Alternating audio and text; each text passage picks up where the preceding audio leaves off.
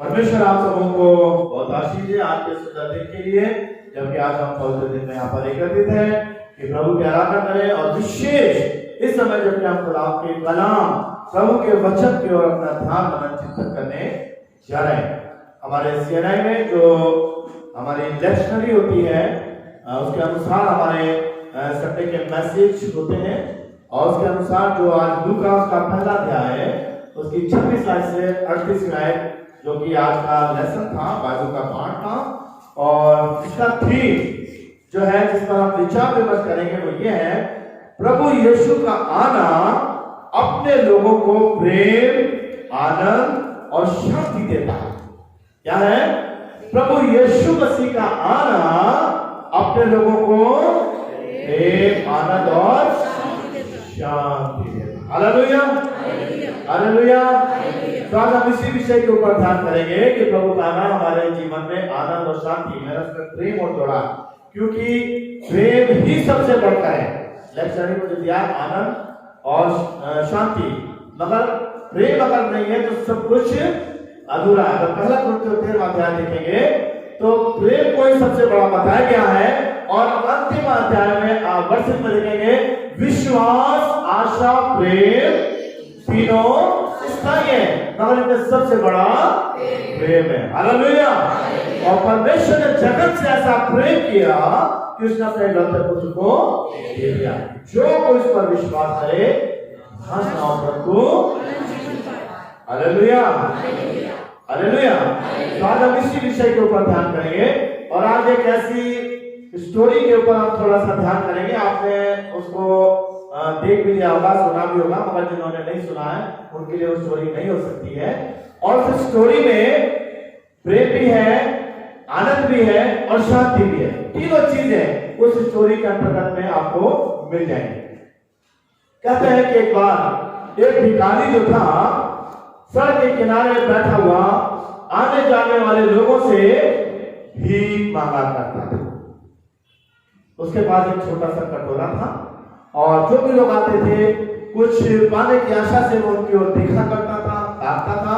और लोग, जैसे कि आप जानते हैं कि जो देने वाले होते हैं कॉइंस, है ना, सिक्कों में भिखारी कोई होता है तो हम सबसे छोटा पैसा देखते हैं।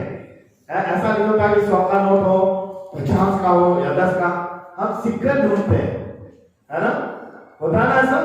तो उसको भी इसी तरह से लोग जो आते जाते थे और मांगता था, तो सिक्के जो थे उसके उस कटोरे में डाल दिया करते थे, और वो बेचारा अपना उसी से अपने दिनचर्या चलाता था। पैसे होते थे, खाता पीता था और अपनी दिनचर्या चलाता। और एक दिन क्या होता है, इसी तरह से वो भीख सड़क के किनारे भीख मांग रहा था।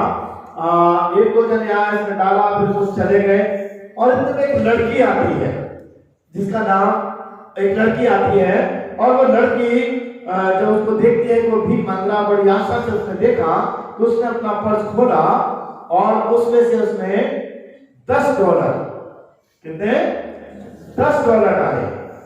और जब उसने देखा कि $10 डाल रही है तो उसने कहा कि अरे ये तो बहुत बड़ी रकम है, आप इतना मुझे क्यों दे रहे हैं? तो उसने कहा कि जो कुछ भी मैं भला कर रही हूं वो भलाई मेरे पास वापस आएगी। मैं जो कुछ भी अच्छा कर रही हूँ, भला कर रही हूँ, वो भलाई अच्छाई मेरे पास आएगी। अर्थात अगर कोई भी व्यक्ति कोई भी अच्छा काम करता है, भला काम करता है, वो भलाई, वो अच्छाई उसको वापस आती है, और वो उस पैसे को डाल कर चली जाती है। ये बात उसके दिमाग में रहती है कि अगर कुछ अच्छा करते हो, भला करते हो, तो वो अच्छाई भलाई आपके पास लौट कर वापस आती है। और फिर जब वो उस कटोरे को देखने लगता है तो उसमें देखता है कि अरे इसमें तो एक डायमंड के रिंग, हीरे की अंगूठी डली हुई है। और वो उसने क्या कहते हैं, एकदम समझ जाता है उस लड़की को। जब उसने $1 डाला था तो उससे पूछा कि तुम्हारा नाम क्या है? उसने बताया था कि मेरा नाम सारा है। तो समझ जाता है कि अरे ये डायमंड की अंगूठी, तो उसने जब $10 डाल रही थी, ये अंगूठी भी उसकी उंगली से निकल गई और उसमें गिर गई। और वो दौड़ करके जाता है, उसको ढूंढता है कि कहां पर है, सारा कहां है, इधर जा रहा है, उधर जा रहा है, देख रहा है, अरे तो उसने तो एक अच्छे हमने मुझे $10 दिए और उसकी हीरे की अंगूठी गिर गई है। और उसे ढूंढता फिरता है, कहां है, कहां है। और वो सारा उसको नहीं मिलती। फिर जब उसे नहीं मिलती तो सोचता है कि अरे डायमंड की अंगूठी है, हीरे की अंगूठी है, क्यों ना मैं इस अंगूठी को ले जाकर जो एक्सचेंज करते से लेकर के कुछ अच्छा धन प्राप्त कर लूंगा। और क्या होता है कि वो एक ऐसी जगह पर शॉप पर जाता है और डायमंड की अंगूठी को देता है, ये देखो ये कैसी है, और वो जाता है उसको बड़े गौर से उसको टेस्ट करता है कि हाँ तो वेरी नाइस, बहुत अच्छी है, और मैं इसके $4000 तुम्हें दे दूंगा, मैं इसके $4000 तुम्हें दूंगा। सोचता है, फिर उसके दिमाग में सारा की वो बात याद आती है कि जो कुछ तुम अच्छा करोगे, भला करोगे, वो तुम्हारे पास लौट कर वापस आएगा। और वो सोचता है कि $4000 ये मुझे दे रहा है।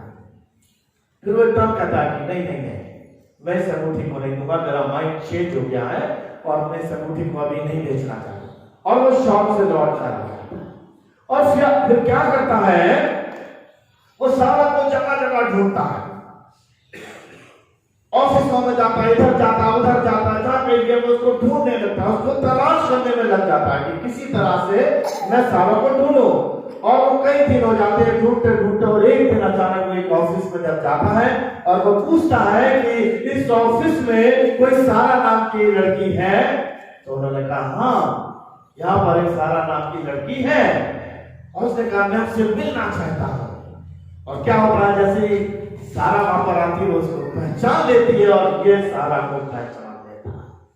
और उसने कहा कि सारा जब तुमने $10 मुझे दिए थे, ये रिंग जो थी तुम्हारी डायमंड की इस कटोरे में गिर गई थी, ये लो ये रिंग तुम्हारी है। और सारा जब उस रिंग को देख के बड़ी आनंद हो जाती है, अरे मैं तो इसको ढूंढ रही थी, मैं इसे खोज रही थी कि मेरी रिंग कहाँ चली गई, ये कहाँ खो गई है। और जब उसे देखती तो उसे बड़ा आनंद होता है, बड़ी खुश होती है। और उसने उससे कहा अरे सुनो, कि तो तुम इस अंगूठी को बेच सकते थे और तुम इससे बड़ा धन कमा सकते थे। उसने कहा हाँ मैंने ऐसा किया, मैं शॉप पे गया था और मुझे $4000 भी मिल रहे थे, मगर मुझे तुम्हारी बात याद आई कि जो कुछ तुम अच्छा करोगे, भला करोगे, लौट कर तुम्हारे पास आएगा। और मैंने इस अंगूठी का लालच नहीं किया, बल्कि मैंने चाहा कि अंगूठी तुम्हें दे दूं।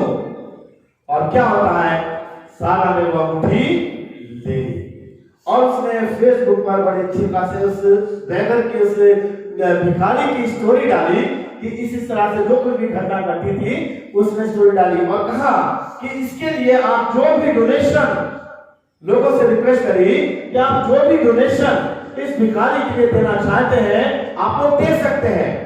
और कहते बड़ा डोनेशन आने लगा।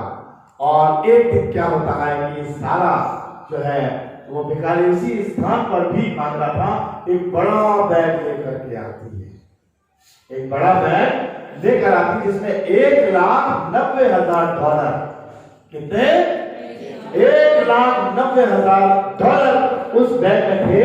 और उसने कहा कि लो ये बैग तुम्हारे लिए है। उसने कहा अरे इतनी बड़ी रकम कैसे, तो उसने पूरी स्टोरी बताई कि इस तरह से मैंने किया और लोगों ने तुम्हारे लिए दिया है, इसको मैं नहीं ले सकती, ये तुम्हारे लिए है और ये बैग तुम्हारे लिए। अब तुम यहाँ पर सड़क के किनारे भीख नहीं मांगोगे, एक नया घर लो और चैन से अपने जीवन को व्यतीत करो। Hallelujah, hallelujah. तो ये जो कहानी है, मगर इसमें अगर हम देखें तो इसमें प्रेम की भावना भी मिल रही है, एक आनंद भी मिल रहा है, एक शांति भी है। क्या अंगूठी वो से प्रेम करती है, उसने अच्छे $1 डाले, ठीक है ना, प्रेम होकर के उसने तो पैसा डाला, ठीक है ना। और आनंद जब उसको अंगूठी मिली तो कितनी खुश हुई। और वो व्यक्ति भी जिसे $1,90,000 मिले कितना आनंदित हुआ।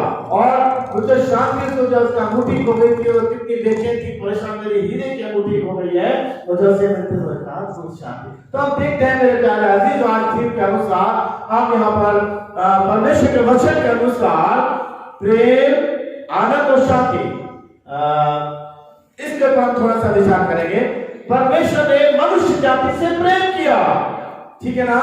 और आदम के पाप करने के द्वारा जो परमेश्वर का मनुष्य जाति से संबंध टूट गया था, क्या है, परमेश्वर का प्रेम जो मनुष्य के हृदय में उमड़ रहा था वो प्रभु यीशु मसीह में हमें दिखाई देता। हालेलुया। कि उसने किस तरह से गुनहगार पापी इंसानों के लिए प्रभु यीशु मसीह को मानव रूप में इस संसार में भेजा। ये परमेश्वर का प्रेम मनुष्य जाति के लिए, इंसान के लिए। और प्रभु यीशु का प्रेम क्या है कि उसने मनुष्य जाति के लिए क्रूस पर अपने प्राणों को बलिदान कर दिया। हालेलुया। और यहाँ पर अगर हम वचन में थोड़ा सा देख लें, मेरी मदद कर सकते हैं। पहला यूहन्ना उसका 4वां अध्याय, पहला यूहन्ना उसका 4वां अध्याय और उसकी 8वीं आयत को देखें, क्या लिखा वचन में। पहला यूहन्ना 4 और उसकी 8वीं आयत, जो कोई प्रेम नहीं रखता वो परमेश्वर को नहीं जानता। ध्यान से दीजिए, हम बड़ा दिन मनाने जा रहे हैं, हम क्रिसमस मनाने जा रहे हैं। यदि मेरे आपके जीवन में प्रेम नहीं है एक दूसरे के प्रति, तो क्रिसमस हमारा अपना अधूरा है, कोई मतलब नहीं। यदि हम एक दूसरे से प्रेम नहीं करते, वचन में लिखा है पहला यूहन्ना 4:8 में, जो प्रेम नहीं रखता वो परमेश्वर को नहीं जानता। वो परमेश्वर को नहीं जानता क्योंकि परमेश्वर प्रेम है। अगर कोई कहता है कि मैं परमेश्वर से प्रेम करता हूं और अपने भाई से बैर रखता है, मेरे प्यारे अजीजों, उसके लिए देखिए वचन में क्या लिखा है। पहला यूहन्ना उसका 3वां अध्याय, बाइबल से देखिए और उसकी 14वीं आयत पढ़िएगा, क्या लिखा हुआ है। जो कोई पाप करता है व्यवस्था का विरोध करता है। पहला यूहन्ना उसका 3वां अध्याय और उसकी 15वीं आयत पढ़िए। जो कोई अपने भाई से बैर रखता, जो कोई अपने भाई से बैर रखता है वह हत्यारा है, वह हत्यारा है। और तुम जानते हो कि किसी हत्यारे का अनंत जीवन नहीं है। यह है परमेश्वर का वचन। मेरे प्यारे अजीजों, हम क्रिसमस मनाने जा रहे हैं और वचन कहता है कि यदि कोई अपने भाई से बैर रखता है, जलन रखता है, ईर्ष्या रखता है, डर रखता है, तो मेरे प्यारे अजीजों क्या है, हत्यारा है। क्योंकि परमेश्वर प्रेम है और उसने प्रेम को खत्म कर दिया। उसने बैर को, शैतान की बात को अपने जीवन में अपना लिया। और जो कोई अपने भाई से बैर रखता है उसने प्रेम को खत्म कर दिया, प्रेम का मर्डर कर दिया, वो हत्यारा है। और जो कोई अपने भाई से प्रेम नहीं रखता है वो हत्यारा है, वो परमेश्वर के राज्य में प्रवेश नहीं कर सकता। मेरे प्यारे अजीजों, इसीलिए प्रभु यीशु ने 2 आज्ञा दी। परमेश्वर से सारे मन, प्राण, बुद्धि, शक्ति से प्रेम करना, पड़ोसी से प्रेम करना। हो सकता है मेरे आपके जीवन में मेरे पड़ोसी से झगड़ा चला रहा हो, मेरे आपके पड़ोसी से मनमुटाव चला रहा हो, मतभेद हो, हम आपस में बात नहीं कर रहे, हम उसको देखना पसंद नहीं कर रहे। मगर मेरे प्यारे अजीजों, प्रभु यीशु मसीह क्रिसमस के टाइम पर हमें यह संदेश देना चाहता है, प्रेम का संदेश। आदम के द्वारा जब आदम ने पाप किया, परमेश्वर ने कहा तो मिट्टी से बना है, मिट्टी में मिल जाएगा। और जिसका नतीजा परमेश्वर का मनुष्य जाति से संबंध टूट गया। मगर देखते हैं वो प्रेम जो परमेश्वर का मनुष्य जाति के प्रति उमड़ रहा था, वो प्रभु यीशु मसीह में दिखाई देता। परमेश्वर ने फिर मनुष्य जाति को अपने गले लगाने के लिए अपने पुत्र को इस संसार में भेज दिया और उसने हमसे प्रेम किया। और इसलिए मेरे प्यारे अजीजों, यदि क्रिसमस में हम प्रवेश कर रहे हैं, हमारे मन में हमारे भाई के प्रति कोई मतभेद है, कोई भी ईर्ष्या है, कोई भी किसी तरह के मन विचार में कटुता है, तो मेरे प्यारे अजीजों, क्रिसमस से पहले हम उससे उससे हाथ मिला लें, प्रेम से उसे अपने गले लगाना है। वचन में लिखा है कि जो कोई अपने आप को छोटा करेगा वो परमेश्वर की निगाह में बड़ा किया जाए। हालेलुया। ये नहीं कि उसने मुझसे झगड़ा किया था, मैं तुमसे जाकर के मेल करूं, नहीं, ऐसा नहीं हो सकता। नहीं मेरे प्यारे अजीजों, वचन कहता है जो अपने आप को नम्र करेगा, दीन करेगा, छोटा करेगा, वो प्रभु की निगाह में बड़ा करेगा। यदि हमारा आपस में किसी से मन मुटाव हो गया है और यदि हम प्रेम भावना से माफी नहीं मांगते हैं परमेश्वर से और उसके मन की सारी बातों को निकाल नहीं देते, मेरे प्यारे अजीजों, ये क्रिसमस मेरे आपके जीवन के लिए अधूरा है। इसीलिए प्रभु के वचन में क्या दिया था कि तू बड़ी बड़ी भेंटें लेकर के आता है, और यदि तो अपनी भेंट वेदी पर लेकर के आए और तुझे अगर स्मरण हो जाए कि तेरे भाई के तेरे मन में कुछ विरोध है, पहले जाकर और फिर जाकर अपनी भेंट को वेदी पर चढ़ा, तभी प्रभु से ग्रहण करेगा तुम्हें, तुम्हारे जीवन को, तुम्हारे परिवार को। प्रभु ने यह प्रेम का संदेश मुझे आपको दिया है। और इसमें मेरे प्यारे अजीजों, यदि कुछ ऐसे हमारे मन में नाइतफाकियां, किसी विचारों में किसी भी तरह से आपसी हुआ है, तो इस क्रिसमस से पहले हम आपस में प्रेम भावना में जुड़ जाएं, क्योंकि वचन कहता है कि अगर कोई अपने भाई के मन में बैर रखता है, वो हत्यारा है, वो झूठा है, वो अंधकार में चलता है। और प्रभु के लोग कभी ऐसा नहीं करते। इसीलिए वचन कहता है कि क्या कि हम अपने अपराधों को क्षमा करें, जैसा प्रभु भी हमारे अपराधों को क्षमा करता है। जल्दी से चलेंगे प्रभु के वचन में, और इस का 4 अध्याय की 32 आयत में जरा देख लेंगे। अभी क्रिसमस का ड्रामा भी है, मुझे उसको ध्यान में रखना है, और उसने मैं वचन को थोड़ा शॉर्ट करके चल रहा हूँ। इससे उसका 4 अध्याय और उसकी 32 में है, देखिए क्या लिखा है। इससे 4:32 एक दूसरे पर कृपालु और करुणामय हो, जैसे परमेश्वर ने मसीह में तुम्हारे अपराध क्षमा किए, वैसे ही तुम भी एक दूसरे के अपराध क्षमा करो। हालेलुया।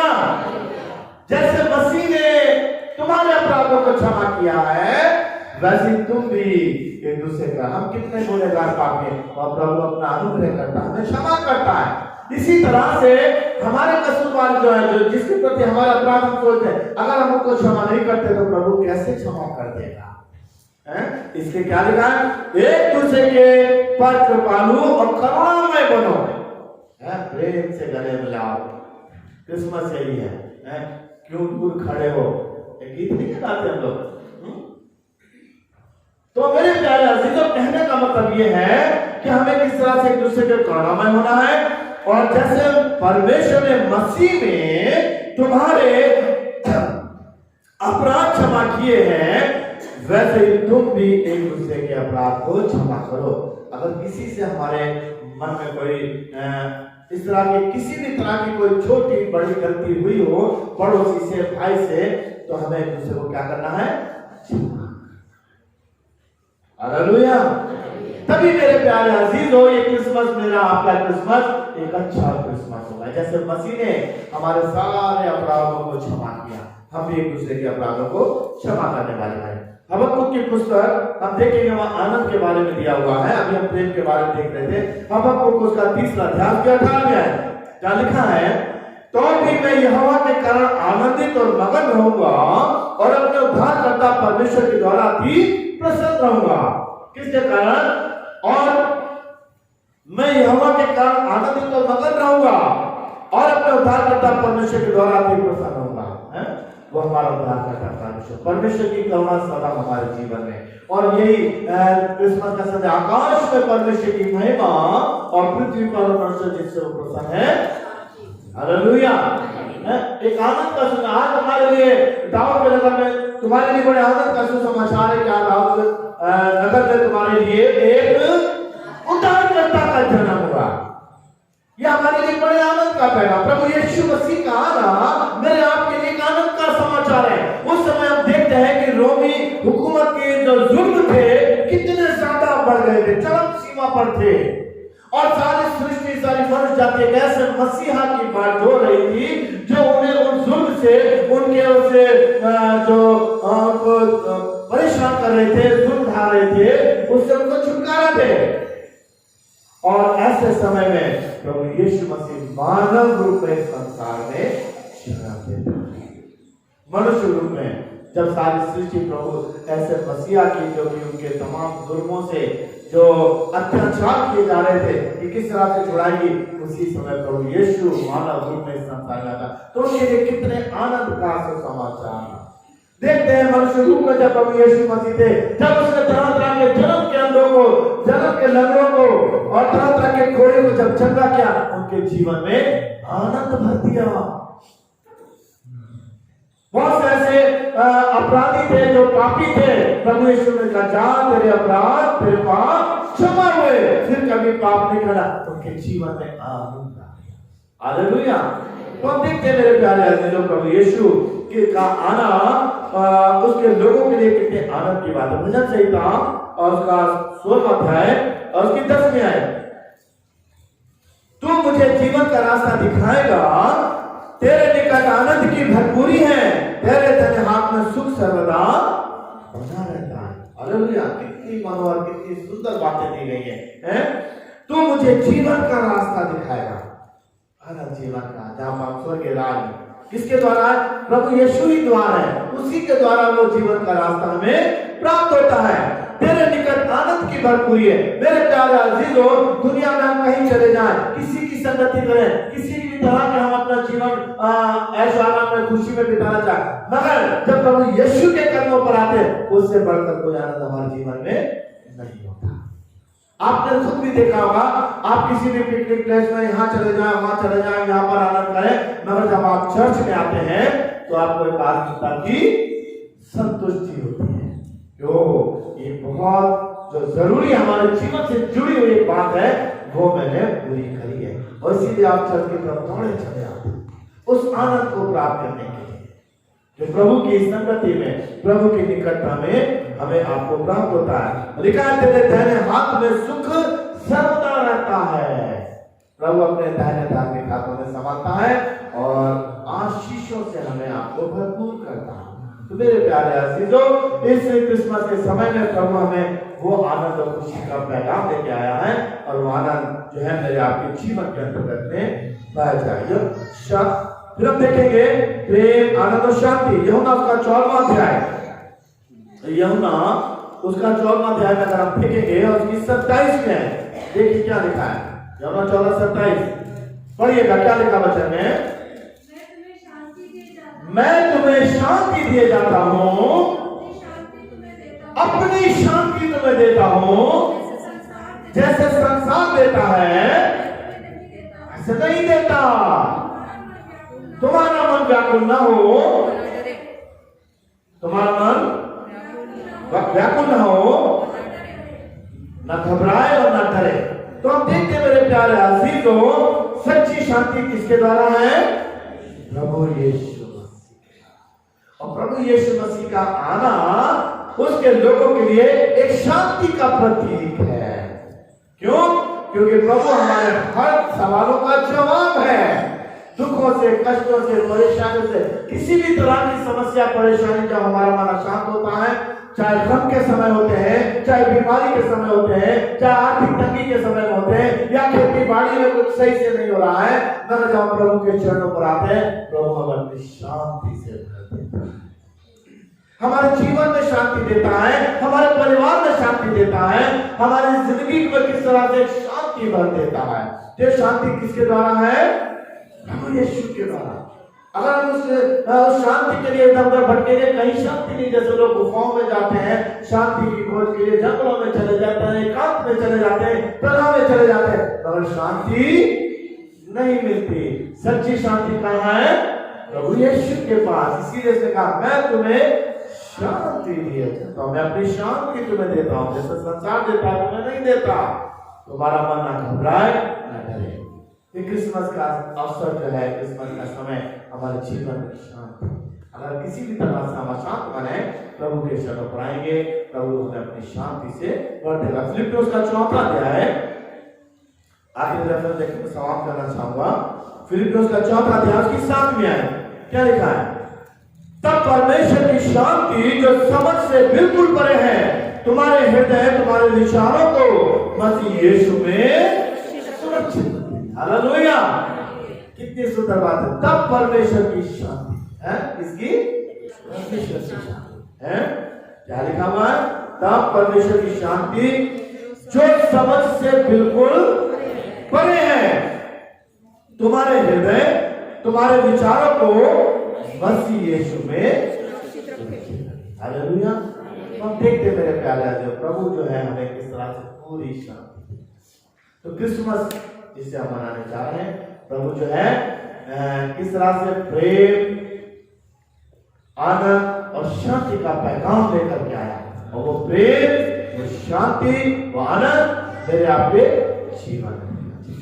और तब मेरे प्यारे अजीजों, हम प्रेम से मिल करके, आनंद से मिल करके, आनंद मनाते हुए शांति पूर्वक उस क्रिसमस को मनाएंगे। वो क्रिसमस मेरे आपके लिए प्रभु की हुजूरी में होगा। तो हम परमेश्वर का धन्यवाद करते हैं कि वास्तव में प्रभु का आना उसके लोगों के लिए प्रेम, शांति और आनंद का प्रतीक है।